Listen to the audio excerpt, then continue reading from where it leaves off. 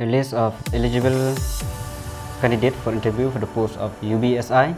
Te kini kita list jong ki candidate ki bala eligible nam ta ka personal interview nam ta ka post UBSI ti kidon kumba prapo san ngodi a baro ki ba qualify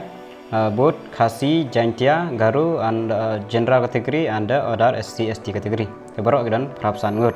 te check ki kateng jong fi but date of interview and the reporting time for the personal interview.